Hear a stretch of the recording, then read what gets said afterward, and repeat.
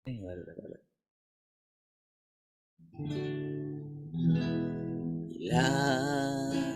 ku buka mataku dan lihat wajahmu,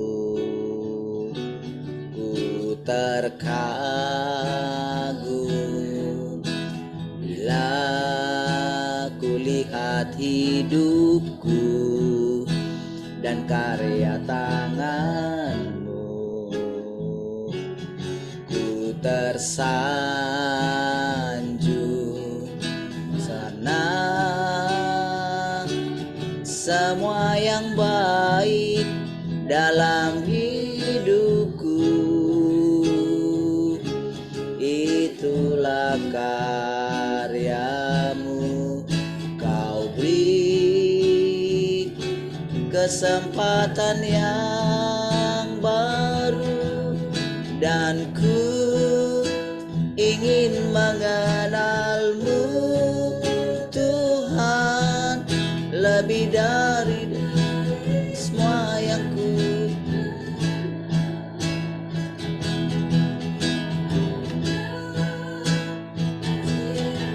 lebihimu untuk menjadi penyembahmu. Ku buka mataku dan lihat wajahmu, ku terkagum. Bila ku lihat hidupku dan karya tanganmu, ku tersanjung. Karena semua yang baik dalam hidupku,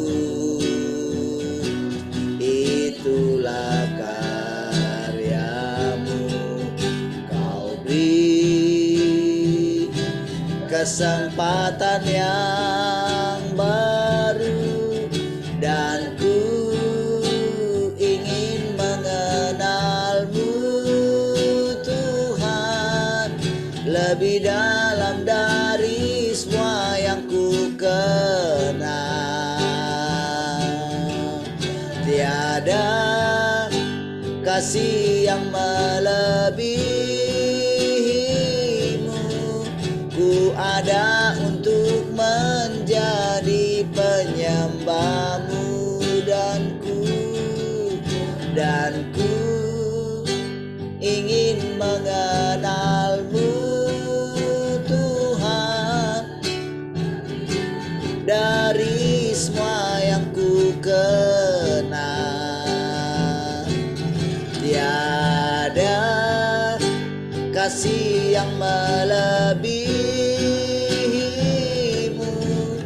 Ku ada untuk menjadi penyembahmu. Sekali lagi katakan, dan ku ingin mengenalmu, Tuhan, lebih dalam dari semua yang ku kenal. Tiada kasih yang melebihimu. Ku ada untuk menjadi penyembahmu. Ku ada untuk menjadi,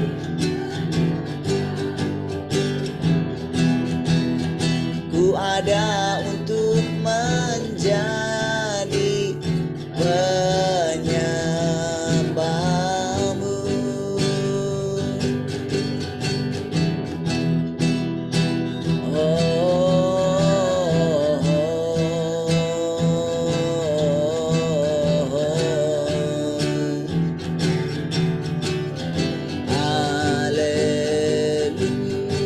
Haleluya.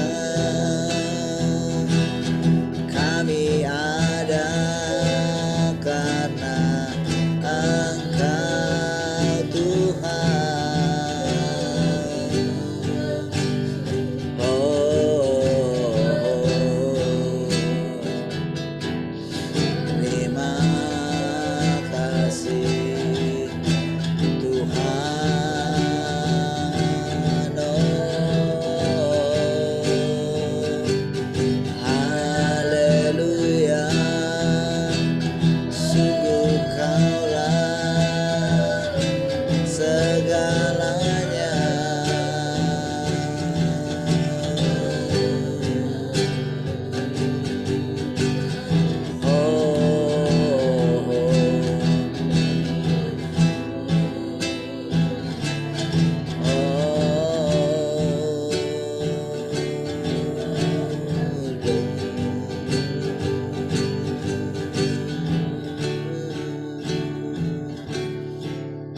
Haleluya, terima kasih. Tiada yang dapat memberikan hidup seperti yang Kau teladani. Hadirkan ketenangan yang tak bisa dunia berikan.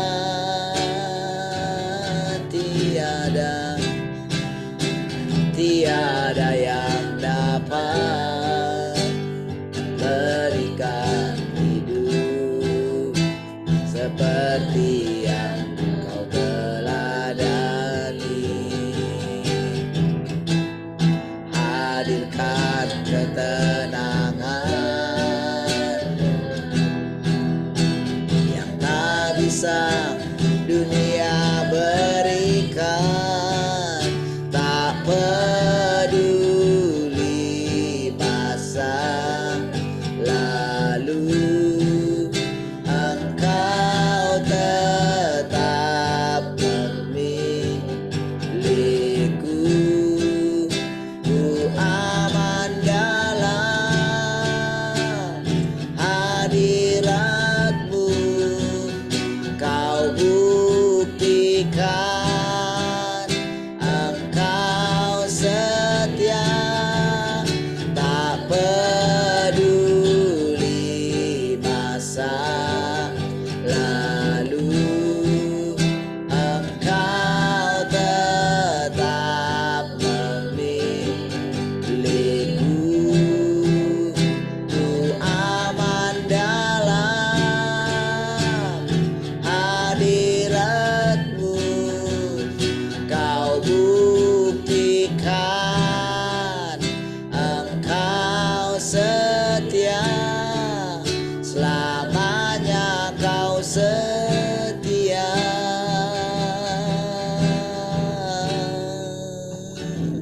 Tiada yang lain,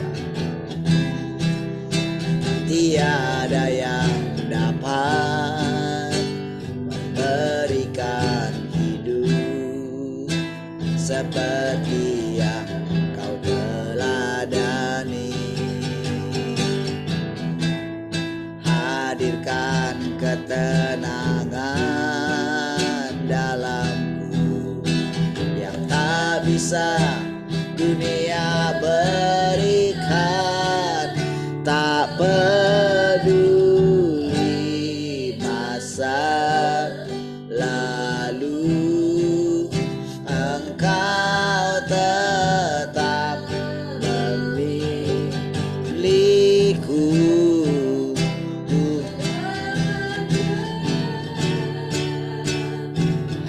Hadirat-Mu Kau buktikan Engkau setia. Tak peduli masa lalu, Engkau tetap memilihku.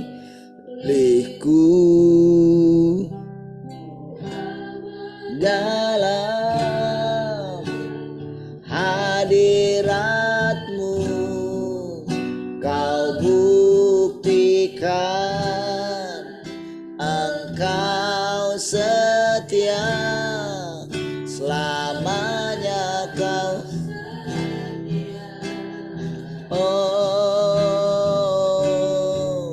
selamanya Kau setia.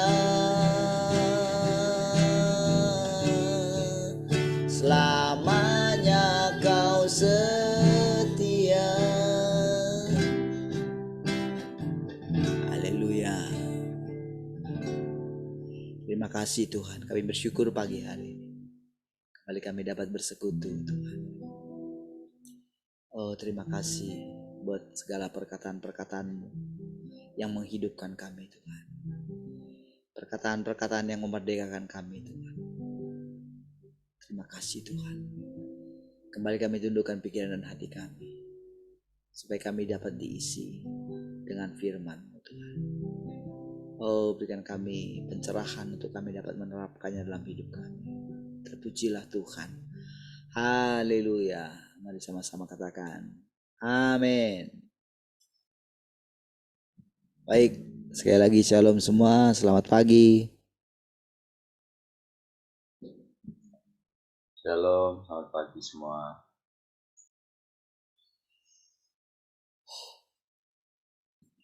Shalom, selamat pagi semua.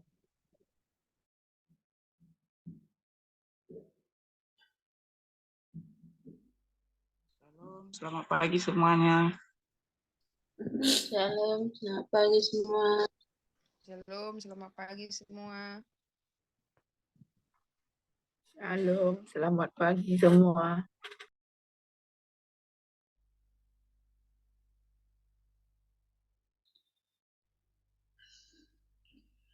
Oke, baik, puji Tuhan.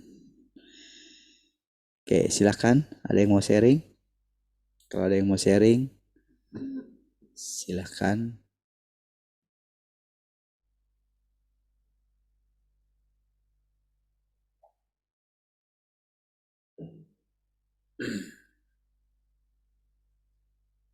Adakah yang mau sharing pagi ini? 1, 2, 3. Studio. Baik, nggak ada ya? Ya, saya share screen ya.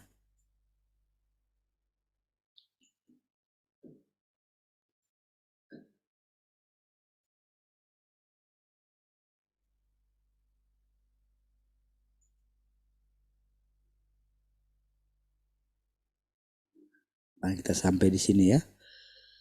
Tuhan telah bertekad untuk melengkapi manusia. Dan terlepas dari perspektif manapun dia berfirman, semuanya demi menjadikan orang-orang sempurna. Firman yang diucapkan dari perspektif roh sulit dipahami orang. Mereka tidak memiliki sarana untuk menemukan jalan penerapan karena kemampuan pemahaman mereka terbatas.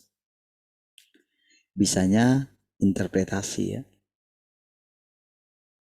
Jadi makanya Tuhan datang menjadi manusia supaya bisa berbicara dari perspektif manusia gitu. Cuman sayangnya kan manusia selalu dia nggak mau tahu lah tentang Tuhan gitu. Jadi terus dengan caranya. Itu kerusakan yang sangat parah ya. Sudah nggak bisa menyelamatkan dirinya, tetap tidak mau menyerah. Nah, itulah manusia. Pada umumnya demikian. Ya. Jadi kalau Tuhan mengatakan manusia demikian, nggak usah dibantah gitu. Kalau enggak nanti saudara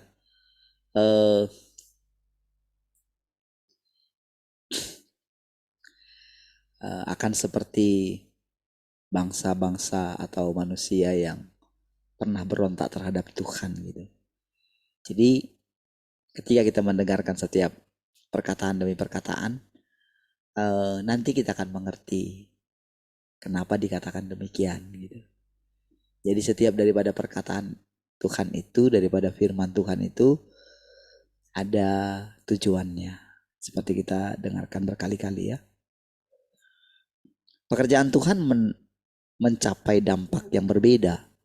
Dan dalam mengambil setiap langkah pekerjaan, dia memiliki tujuannya. Ya itu tadi ya. Jadi dari setiap langkah pekerjaan, dia memiliki tujuannya. Terlebih lagi sangatlah penting baginya untuk berfirman dari berbagai perspektif, dari cara pandang ya yang berbeda. Karena hanya dengan melakukannya dia dapat menyempurnakan manusia. Makanya Tuhan bilang gitu kan, ketika kita menerima dia dalam keadaan sebagai orang asing, kan itu kan, sebagai orang yang lapar, sebagai orang yang tidak punya pakaian, tidak punya identitas, ya, itu kan orang-orang yang mungkin tidak sama dengan kita, kan gitu kan. Nah dari situ kita bisa menerima hal-hal tentang Tuhan, menerima kebenaran demi kebenaran. Jadi dia berbicara dari berbagai sudut gitu, dari berbagai perspektif, cara pandang gitu ya. Nah,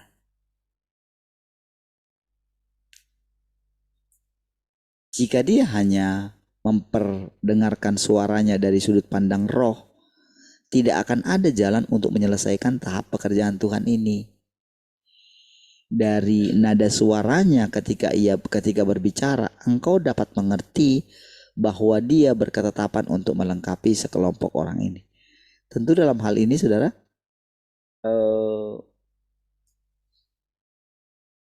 ini kan harus didengarkan secara, ini berarti kan pada waktu itu mendengarkan dia dari nada bicara katanya kan. Berarti pada waktu itu dia berbicara, nada bicaranya bagaimana gitu.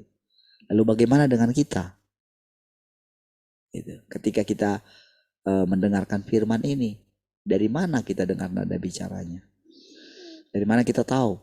Kalau kita baca seperti ini kan, tanda seru pun tidak ada, tanda apa gitu. Dari mana kita tahu nada bicaranya? Tentu ketika diucapkan ada nada yang saudara dengarkan, ada intonasi yang saudara dengarkan gitu. Tapi sebetulnya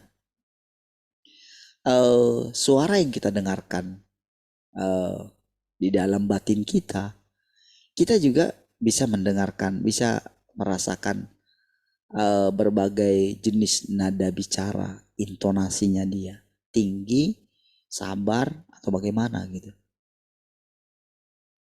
Nah dari situ apa yang berubah dalam diri kita gitu ya. Jadi bagaimana kita bisa percaya kalau yang kita dengarkan ini adalah Tuhan gitu. Nada Tuhan bicara dari mana? Tentu pertama-tama kita mesti yakin bahwa tujuan Tuhan ingin menyatakan dirinya. Tapi tidak sembarang kepada semua orang. Hanya kepada orang yang memberikan respon gitu. Nah, jadi kepada orang yang memberi respon ini pun kan kadang-kadang kan kita itu masa sih kan begitu. Itu karena apa saudara? Itu karena kita merasa kita tidak layak pertama gitu. Siapa kita gitu. Terus masa iya Tuhan yang di sorga itu mempedulikan kita gitu. Kan begitu kan? Siapa saya ini? Atau kita itu dipenuhi dengan segala kesalahan-kesalahan kita. Kita tidak kudus misalnya, kita tidak begini, kita tidak begitu. Kita tidak sebaik orang gitu kan. Nah, jadi ketika Tuhan mengucapkan ketidaksempurnaan manusia, kerusakan manusia, selain untuk meruntuhkan kesombongan manusia, firman itu juga justru memungkinkan setiap orang untuk datang kepada dia. Terus kalau kami rusak gimana dong Tuhan? Kan gitu kan. Atau iya benar memang kami rusak Tuhan. Sesuai dengan yang kita lihat dalam perjalanan hidup kita gitu. Kita malas lah, kita inilah, kita itulah gitu ya. Bagaimana hati kita gitu. Bagaimana kita suka menghakimi orang, kita merasa lebih dari orang. Kan itu kan kerusakan gitu sebetulnya. Semua hal yang tadi juga itu termasuk kerusakan manusia, tidak mengenal dia. Lalu gimana dong Tuhan gitu. Makanya dengarkan perkataanku gitu. Semua perkataan-perkataanku ini tujuannya menyempurnakan manusia. Ketika aku berbicara dari berbagai perspektif katanya. Baik dari perspektif roh maupun dari perspektif manusia daging gitu. Dari Tuhan yang berinkarnasi gitu. Engkau mesti memahami gitu. Jadi tepat dikatakan kita itu akan mendengarkan Tuhan itu mengajari kita gitu. Jadi kita mesti berani mempercayai setiap perkataan Tuhan. Pada awalnya kan kita itu percaya kepada Tuhan karena sebetulnya awalnya kita itu mengalami kelahiran kembali gitu kan. Sebetulnya. Tetapi untuk yang berikutnya, untuk generasi berikutnya, kita tidak perlu memaksakan orang memiliki kepercayaan atau kelahiran baru seperti yang kita miliki, pengalaman seperti yang kita miliki. Kita tidak perlu memaksa anak-anak kita demikian gitu. Cukup hanya ketika memperhatikan setiap pekerjaan Tuhan. Gitu. Apa yang dilakukan dia? Ketika kita berbicara, memberitakan firman, maka kita akan melihat hasil daripada pekerjaannya. Ketika kita diperhadapkan kepada orang-orang tertentu gitu. Ketika kita diperhadapkan kepada orang-orang yang punya pelanggaran gitu.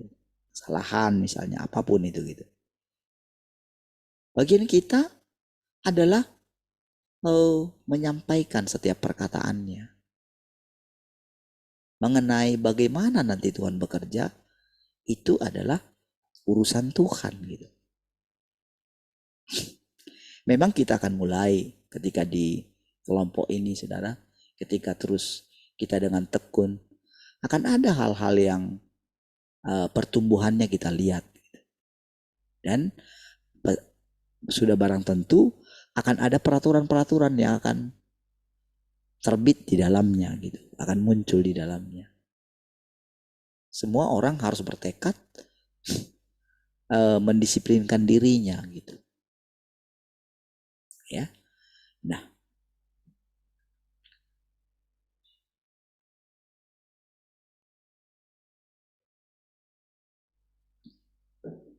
jadi saudara, dia itu kita mesti percaya gitu.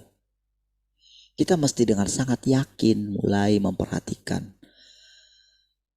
Karena kita ada di zaman di mana dikatakan Tuhan yang berinkarnasi sedang berbicara kepada kita, sedang menampakkan diri kepada kita. Kita tahu Tuhan mengatakan kepada Thomas, engkau mesti percaya sekalipun tidak melihat. Gitu. Tentu ada tujuannya itu, saudara. Kalau engkau melihat, gitu. Kalau engkau melihat, ketika melihat Tuhan, sementara Tuhan itu roh, kamu manusia, nggak ketemu.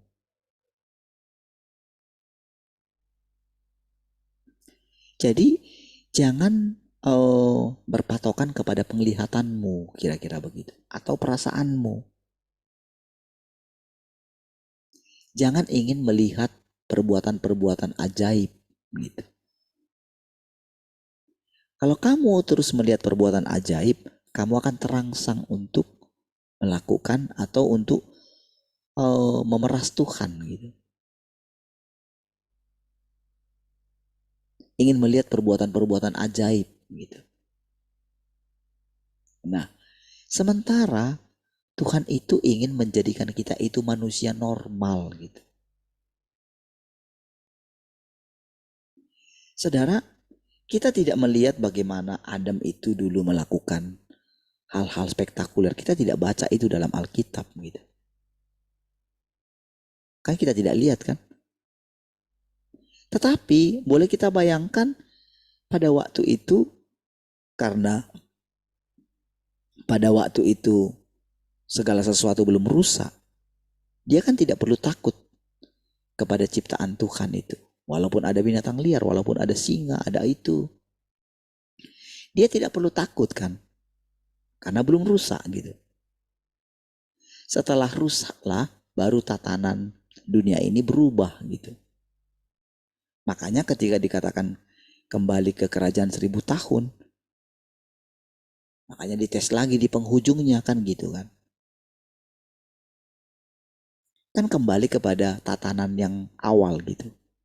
Tapi dikatakan dites, dilepaskan sebentar lagi katanya kan gitu. Semua ada dalam kedaulatannya gitu.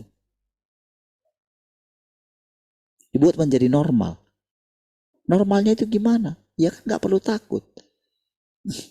Adam pada waktu itu, mana mungkin lah dia khawatir apa dia? Orang segala sesuatu tersedia kok.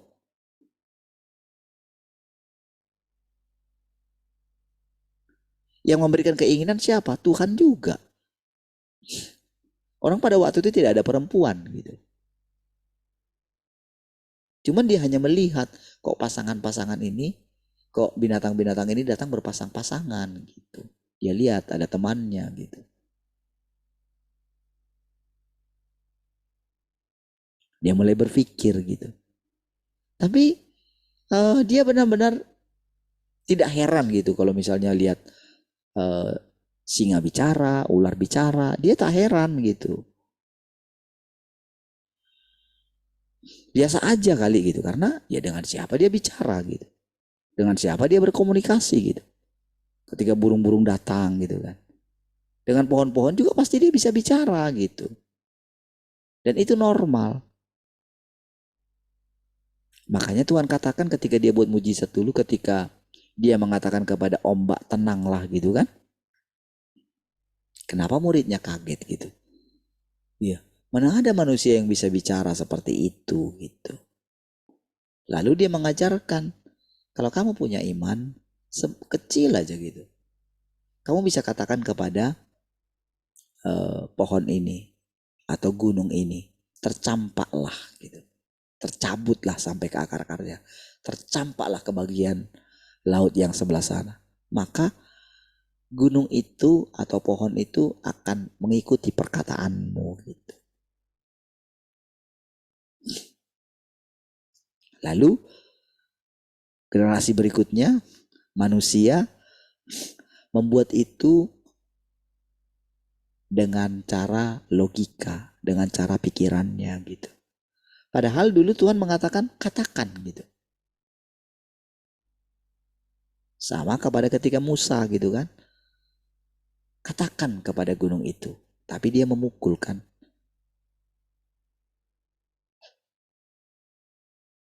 Sama, jadi sebetulnya pada awalnya manusia itu hanya pakai kata-kata gitu.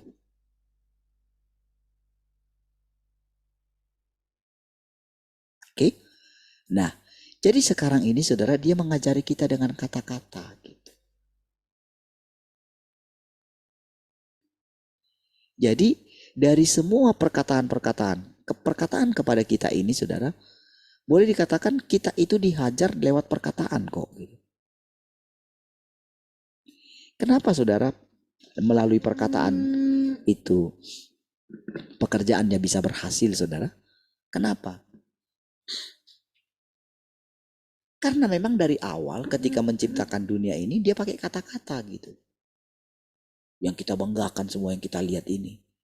Di mana galaksi segala macam itu ada. Di mana bagaimana batu-batuan yang di luar angkasa sana ketika dibawa ke sini, ketika diteliti dia punya nilai-nilai energi gitu. Kalori energi di dalamnya gitu. Ketika mereka teliti, ketika para penambang-penambang menemukan benda-benda yang sangat berharga di di dasar bumi gitu. Ketika mereka masuk buat eh, buat penambangan gitu.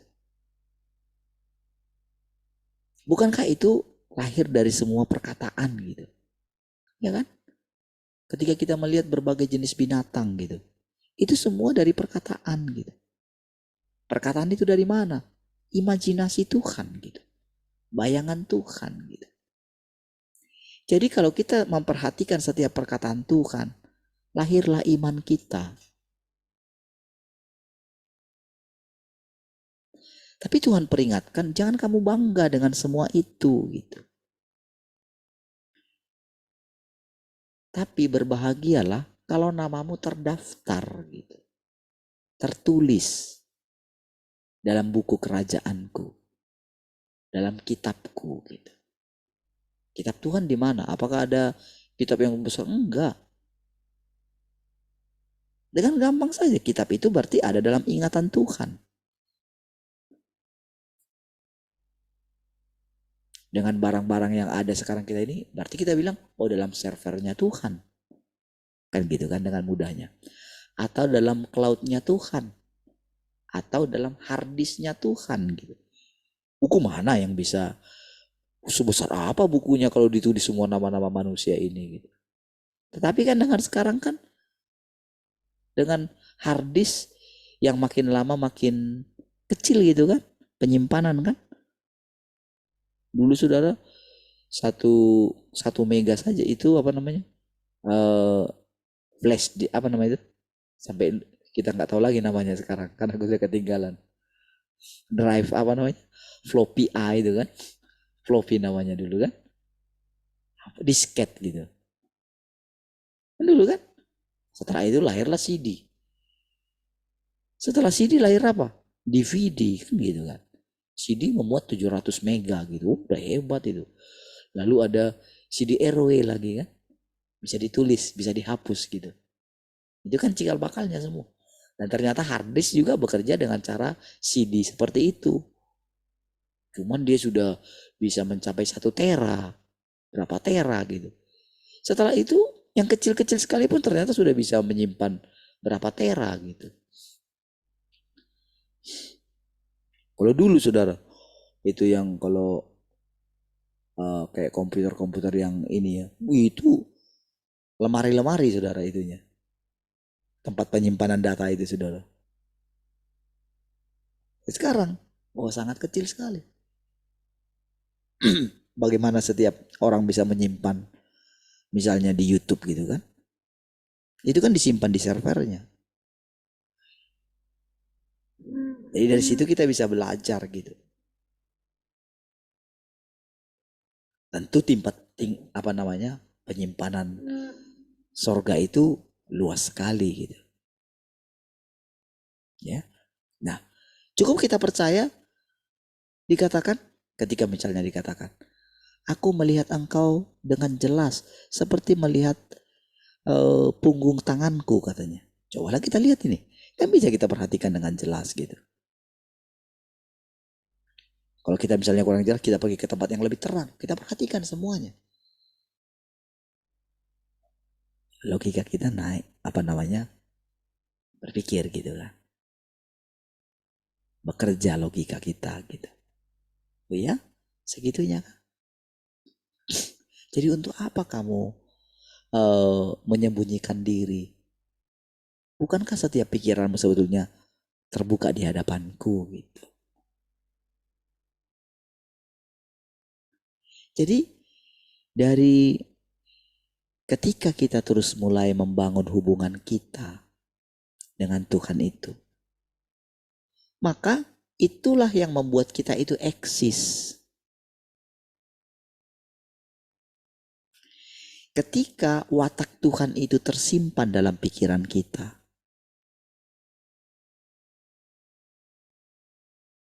maka setiap perkataannya itu pasti akan menaklukkan kita gitu.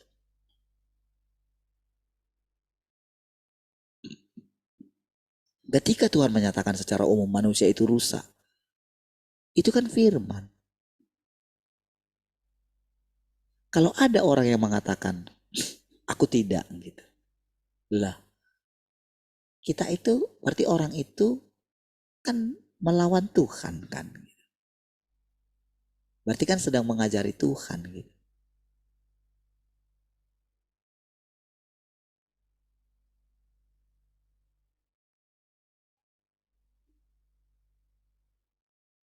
Makanya ketika Tuhan ingin menghancurkan Sodom gitu, tentu kan Tuhan beritahu gitu. Kenapa dia beritahu kepada Abraham? Karena Abraham itu dalam hati Tuhan mau dijadikan dia menjadi bangsa yang besar. Daripadanya akan lahir bangsa yang besar. Tahu artinya bagaimana? Dia harus diperkenalkan tentang hukumnya Tuhan gitu. Karena nanti dia akan mengadili bangsa-bangsa yang adalah keturunannya. Dia sangat, kenapa dikatakan di pangkuan Abraham? Kan gitu kan? Kenapa dikatakan Lazarus itu ada di pangkuan Abraham? Karena Tuhan sudah menjadikan Abraham itu menjadi bapa banyak bangsa.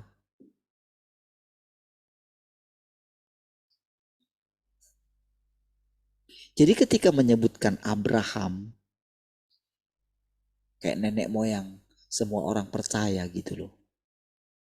Karena dia beriman.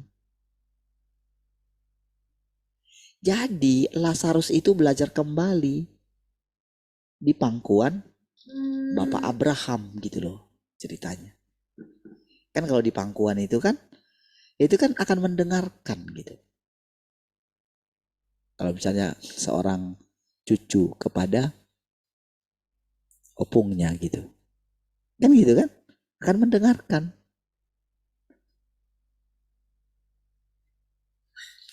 Nah, jadi Tuhan mengajari Abraham gitu. Aku mau menghancurkan. Loh, gak bisa gitu lah Tuhan. Masa Tuhan mau membunuh, mau membinasakan? Kalau di sana ada orang benar gimana dong gitu.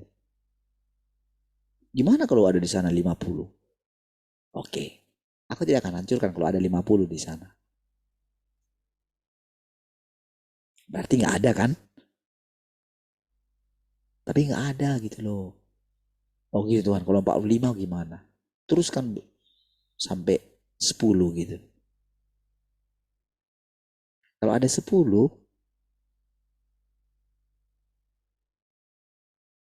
aku tidak akan hancurkan. Berarti dari situ saudara, nanti di kemudian hari, Abraham itu akan berpikir gitu.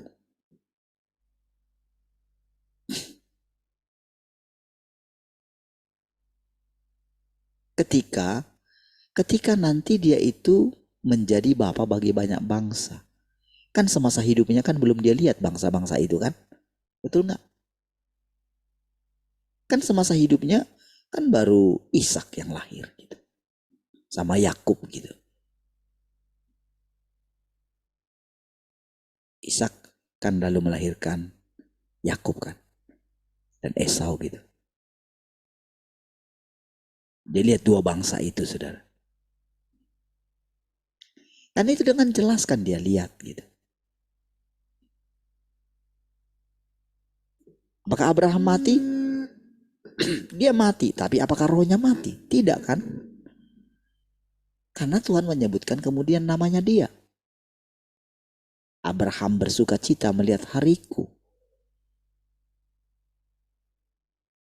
Ketika disebut kalau Abraham itu dikatakan menjadi bapa bagi banyak bangsa, kan disitulah dia ingat tentang perkataan Yahweh.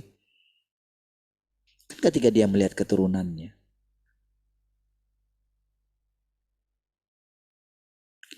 Jadi semua perkataan-perkataan dia yang diajarkan kepada keturunannya, itu mereka ingat. Jadi semua pengajaran itu terus turun ke bawah. Ya? Tapi tentu siapa yang mendengarkannya, yang melakukannya? Itulah yang berkenan. Sama dengan sekarang, saudara. Jadi ketika dia itu mau menunjukkan kepada kita kerajaan itu, tentu belum bisa kita lihat sekarang gitu loh. Secara seperti yang ada dibayangkan oleh Tuhan. Namun ketika kita itu mulai bersekutu dengan dia, secara diam-diam, namun pasti kita itu mulai merasakan, mulai mengetahui, roh kita ini mulai menemukan gitu loh. Roh kita ini mulai menemukan mengenai gambaran daripada kerajaan yang sedang dibangunnya.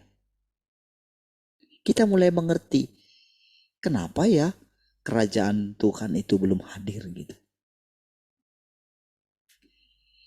Kenapa kita berpikiran seperti itu?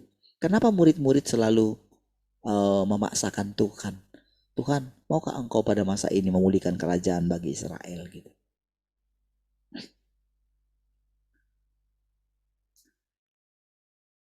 Tuhan itu, saudara, Yesus itu adalah Tuhan itu sendiri kan. Tapi pada waktu itu, saudara, ketika ada di hadapan murid-muridnya, dia itu pada posisi sebagai Tuhan yang berinkarnasi. Itulah yang membuat dia mengatakan,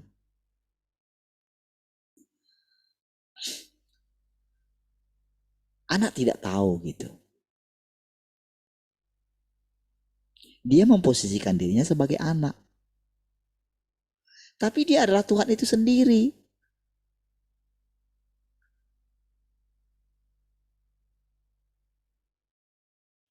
Kalau Tuhan itu sendiri, tentu dia tahu. Tapi pada posisi itu karena dia anak, tentu dia tidak akan bicarakannya. Makanya dia menjagai dirinya. Sementara manusia itu sering punya visi sendiri gitu. Kan itu sebetulnya yang membuat semua kacau. Karena masing-masing punya visi sendiri. Ingin mendirikan kerajaan. Kerajaannya sendiri. Semua gereja kan begitu kan. Semua agama kan begitu kan. Dengan segala kelicikannya.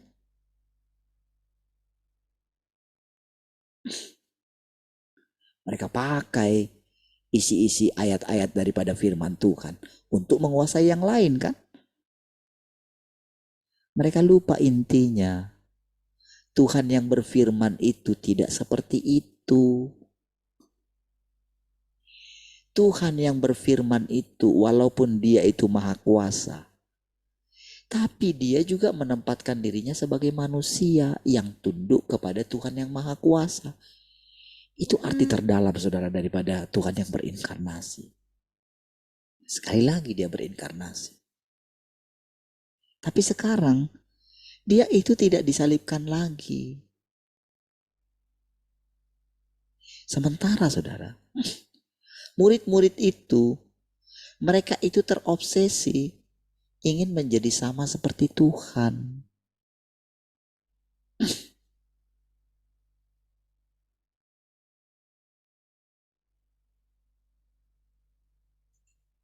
Tetapi kepada zaman kita, saudara, kita mesti berani hanya memikirkan apa yang dikatakan oleh Tuhan. Gitu. Belajarlah gitu. Isilah pikiranmu dengan firman Tuhan yang baru ini gitu. Mulailah beralih gitu. Sama seperti dikatakan, aku tidak menghapuskan Taurat gitu. Tapi aku menggenapinya gitu. Semua orang yang masih hidup dengan Taurat akan hidup oleh Taurat gitu. Tetapi harusnya mereka sadar kalau ternyata mereka nggak bisa.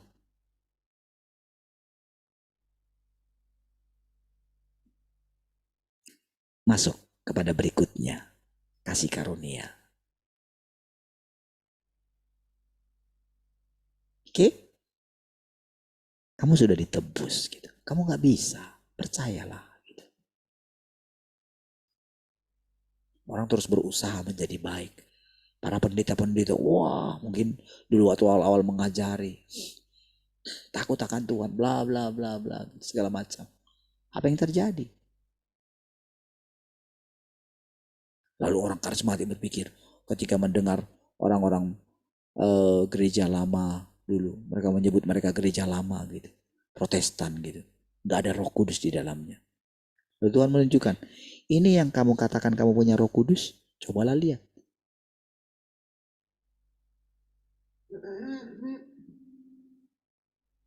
Cobalah lihat keserakahanmu akan uang. Cobalah lihat jemaatmu betapa serakah.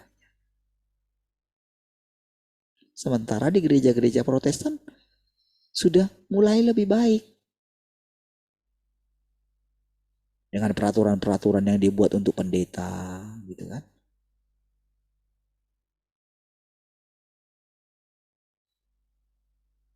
Dari situ harusnya kamu belajar gitu. Kamu mesti dihakimi. Firmanku lah yang menghakimi kamu. Apa sih sebetulnya? Kamu kan berguling-guling kayak ditusuk pedang gitu. Tapi benar nggak pedangnya? Enggak kan? Di zaman kasih karunia, para muridku benar-benar pedang yang masuk. Mengejar-ngejar mereka. Tapi sekarang kamu beda. Tapi bukan berarti pekerjaan ini lebih ringan daripada pekerjaan yang dulu. Justru ini penyempurnaan. Justru kamu lebih berbahagia. Walaupun penderitaan yang dialami oleh Ayub sangat luar biasa. Menurut pikiranmu kamu gak bisa melewatinya. Tapi dia diberikan anugerah untuk itu. Iya kan? Lalu teringatlah saya gitu. Iya ya. Kenapa dulu teman-teman saya gak bisa keluar dari situ? Sementara saya bisa keluar gitu. Karena apa? Tentu kan karena panggilan Tuhan. Karena anugerah kan? Apakah saya lebih baik dari mereka? Tidak juga. Saya menemukan juga dalam diri saya kemunafikan berikutnya. Oh, sama kita semua demikian.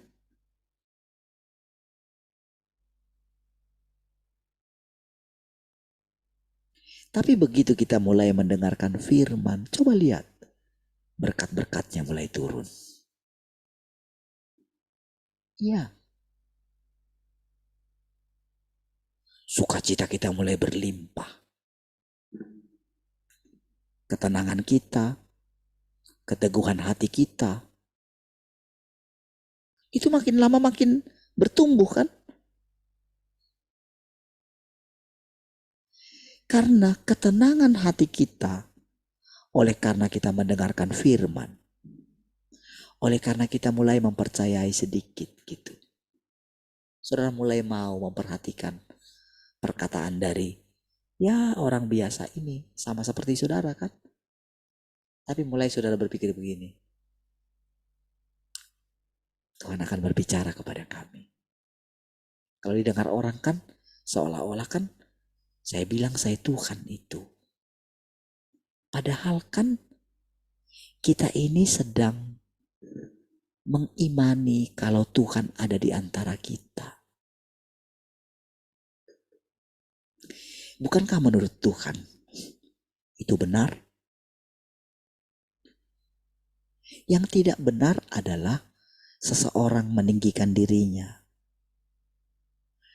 Karena dalam anggapan orang Tuhan itu tinggi, luhur. Setiap orang harus menyembah Tuhan itu. Pikirannya beda gitu. Tuhan tidak begitu terhadap ciptaannya. Karena ciptaannya itu adalah dirinya sendiri juga sebetulnya. Jadi kita mesti belajar apa sebetulnya arti menyembah itu. Apa sebetulnya arti daripada menundukkan diri itu? Kenapa Yesus seperti dibiarkan? Kalau kita lihat di situ kan, Bapakku, Bapakku, mengapa engkau meninggalkan aku? Sementara kita tahu Yesus itu adalah Tuhan itu sendiri. Kenapa dia berkata demikian? Kenapa? Jadi kemana dong Allah itu? Kenapa meninggalkan dia? Apa bisa meninggalkan dia? Oh, dia dirinya sendiri gitu kan. Apa tujuannya? Dia ingin mewakili supaya kita itu, supaya manusia itu, jadi ketika dia menjadi seperti itu, Tuhan itu sendiri bisa menjadi sama seperti kita. Jadi ada patronnya kita. Ada yang kita lihat bagaimana sebetulnya menjadi manusia ciptaan.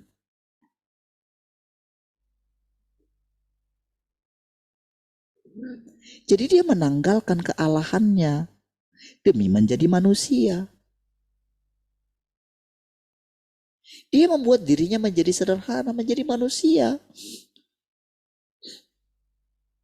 Memang manusia tidak mengerti buah pikirannya dia, cara berpikirnya dia. Ya karena memang dia tidak rusak. Dia tidak pernah dirusak oleh iblis. Bagaimana iblis bisa merusak dia?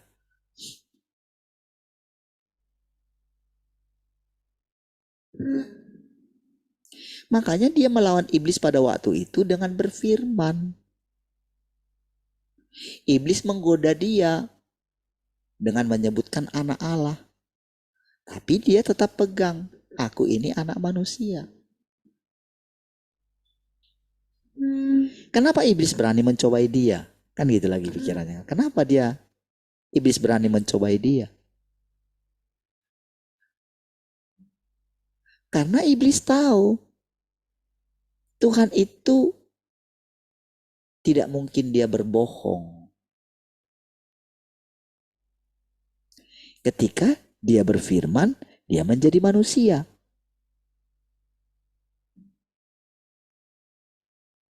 Kan iblis tidak mengetahui bagaimana Tuhan itu sebetulnya gitu. Tapi dari pengalaman dia, miliaran tahun gitu, dia mulai mengenali. Tetapi setiap pekerjaan terbarunya Tuhan, dia tidak tahu dong. Buah pikiran Tuhan dia tidak tahu. Apa yang di dalam dia. Dan dia tidak ditentukan untuk itu karena dia ingin punya kerajaan yang lain. Dia terpisah dari Allah. Makanya dikatakan kalau dia berdusta, kalau dia mengatakan dusta, itu Tuhan tak campur tangan di sana. Itu dari dirinya sendiri. Karena Tuhan sudah mengatakan itu. Apa yang dikatakan Tuhan pasti jadi kan?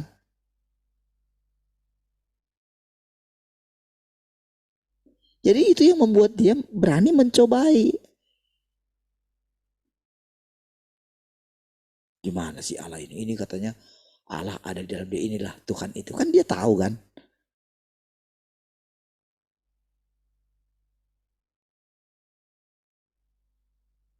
Jadi kan adu perspektif kan.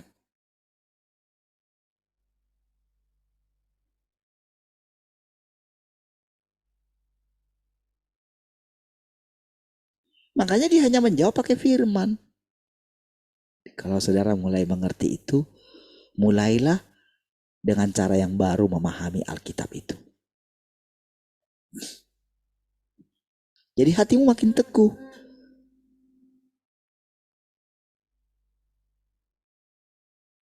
Makanya semua orang ketika kita ajari siapapun dia, mau yang tua, nggak mungkin kita paksain lagi dia baca Alkitab gitu. Makin pusing nanti dia gitu. Betul nggak?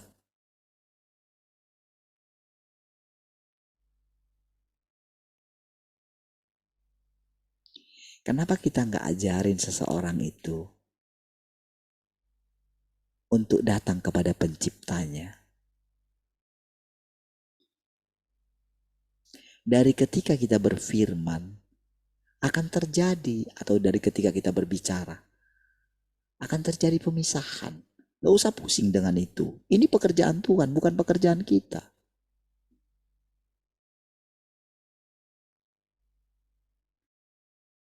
Akan engkau tahu nanti pada dasarnya gitu. Apakah Tuhan masih menyuruh engkau untuk berbicara kepada orang itu? Atau engkau akan, ya sudahlah gitu. Dan engkau akan mengetahui betapa rusaknya seseorang. Gitu. Akan sangat kasihan sekali saudara kalau kita melihat. Disitulah kita melihat kehancuran manusia ini. Kalau mereka tidak datang kepada Tuhan. Kalau mereka tidak mendengarkan perkataan-perkataan ini. Kalau mereka tidak menerima kita. Coba saudara perhatikan. Itu penghakimannya itu drastis loh, langsung gitu. Sebetulnya mereka tolak Tuhan itu sendiri.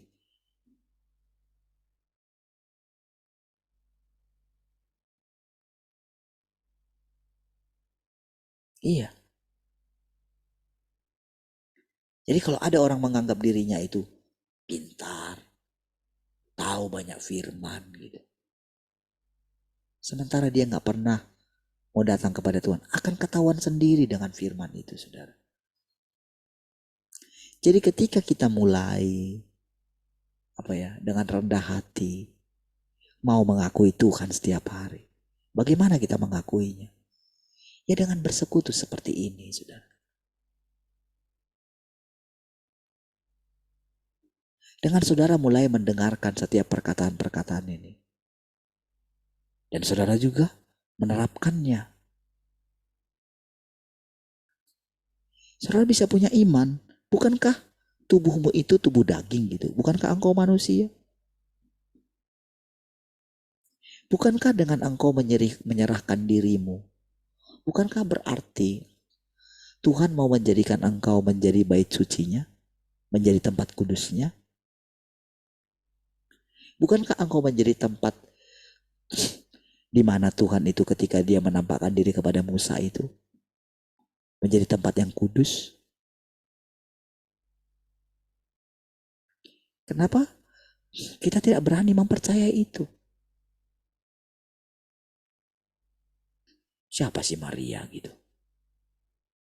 Sama seperti kita juga. Orang yang tidak percaya kok. Bagaimana mungkin? Wajarlah gitu. Siapa aku ini? Aku belum bersuami. Lalu dia mendengarkan perintah, firman yang belum pernah didengar oleh siapapun. Kecuali dia. Iya kan?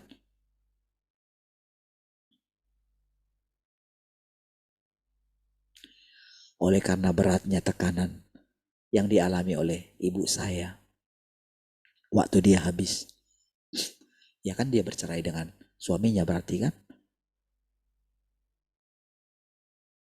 Dengan tanpa sadar mulutnya itu mempersembahkan anak sulungnya.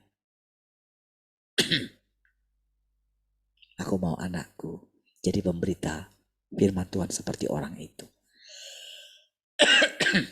Itu kan dia berfirman, saudara.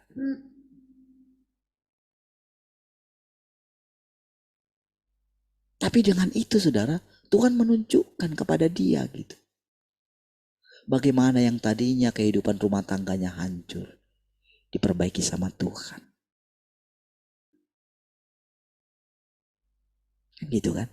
Kan harusnya kan kalau bercerai kan kehidupan bagaimana gitu.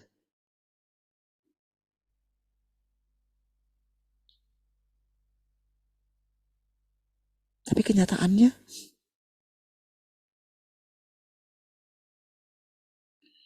saudara, ketika kita itu saudara mau dengan iman gitu, menerima Tuhan itu, dengan hati yang ikhlas, saudara. Berani menerima setiap apapun yang terjadi dalam hidup kita. Dengan kita percaya semua dalam pengaturan Tuhan.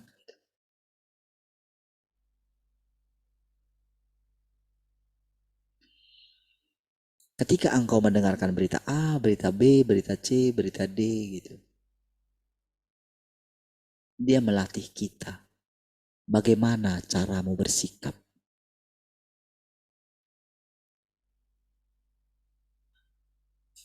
Apakah engkau akan membuktikan dirimu itu berhikmat atau tidak?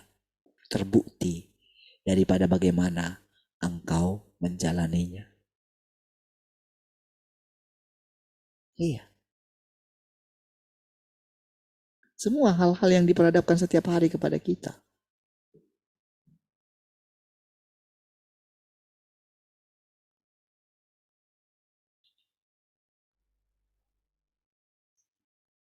Saudara, penyelamatan Tuhan itu sudah sangat dekat sekali, saudara.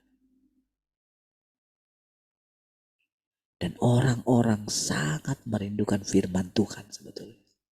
Kita akan masuk ke masa itu. Orang yang punya firman sangat langka. Siapa yang kenal kita? Mungkin cara pandang kita, paling sama aja aku dengan mereka. Siapa sih orang itu gitu? Saya lebih hebat dari mereka. Saya sekolah Alkitab sudah sampai S3 mungkin. Mengenai pengalaman-pengalaman roh aku juga punya.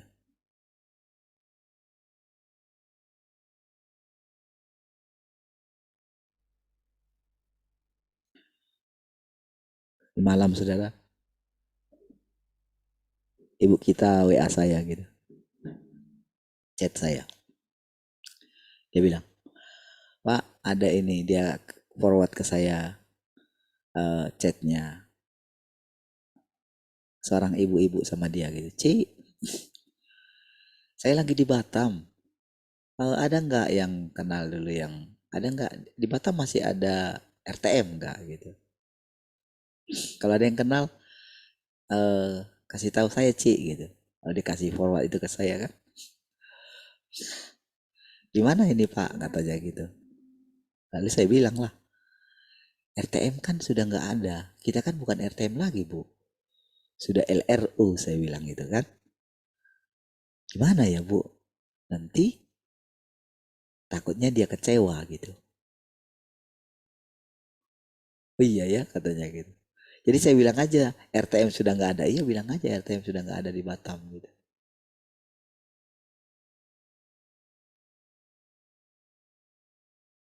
Jadi saudara, betul kan? Jawaban saya betul kan?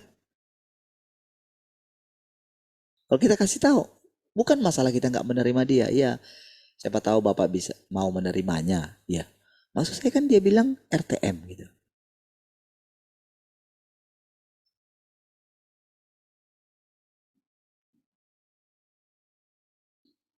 Ada orang yang terus yang kemarin tuh nanya-nanya terus. Nanya jam ibadah anak muda lah, jam ibadahnya jam berapa lah. Nggak saya jawab, saudara.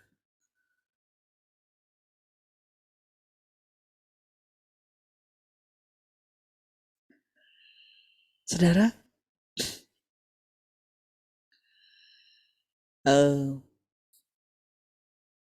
dalam perjalanan kita ke depan ini, saudara ya. Ketika firman Tuhan yang kita dengarkan, di mana kesabarannya berbicara kepada kita gitu. Kadang-kadang satu kalimat aja gitu kita bisa bahas panjang lebar gitu kan. Kadang kita berhenti di beberapa kalimat gitu. Tuhan dengan sabar, saudara. Karena kalau kita itu mulai dengan tekun mendengarkan dia, walaupun misalnya hal yang lain belum kita baca, belum kita dengarkan gitu ya. Tapi dari sekarang, dari yang apa yang kita baca itu, sebetulnya itu terhubung dengan yang lain, terkait dengan yang lain. Disitulah kita akan mengalami kemerdekaan yang sesungguhnya. Disitulah kita mengerti bahwa akan ada sungai kehidupan yang mengalir dari tahtanya Tuhan. Disitulah kita melihat pembuktian daripada setiap firman-Nya itu terjadi gitu. Lewat pengalaman yang kita alami. Disitulah benar-benar saudara kita mengerti apa artinya air mata kita dihapus. Kita akan mengerti. Benar-benar dia bekerja itu secara natural. Secara normal saudara. Udah lewat berapa itu? 57 ya. Baik saudara. Silakan kita lanjutkan besok aja ya. Lanjutkan lagi bisa lihat panjang lebar. Saudara, mari isi terus pikiranmu dengan firman Tuhan. Bersekutu dengan dia setiap hari. Tanyakan segala sesuatu. Jangan biarkan dirimu tawar hati. Jangan biarkan dirimu itu gusar, gelisah, khawatir, takut. Jangan buat dirimu itu murung gitu. Pasti engkau akan dicobai untuk menjadi murung. Tapi bagaimana engkau ingat engkau adalah bait sucinya Tuhan gitu. Ingat selalu gitu. Kalaupun engkau gagal gitu, sudah kembali kepada dia. Tarik lagi nafas. Panggil Tuhan, Tuhan gitu. Setiap hari harus punya gaya hidup yang seperti itu. Siapapun engkau. Sampai benar-benar ketika orang berjumpa dengan engkau. Suatu saat mereka itu akan beda ini orang. Dia bukan seperti yang dulu. Disitulah masa lalu kita. Manusia lama kita.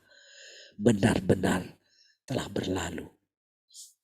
Yang ada adalah ciptaan yang baru. Ya. Dan kita pun akan dibawa kepada orang-orang yang berbeda. Pasti saudara. Karena Tuhan itu kudus. Kekudusan Tuhan itu juga akan dia nyatakan di dalam dirimu. Ketika engkau membangun persekutuanmu dengan Tuhan setiap hari. Saya perlu berulang-ulang mengatakan. Perbaiki sikap sujudmu di hadapan Tuhan. Senantiasa tundukkan pikiranmu, hatimu gitu. Jangan berontak.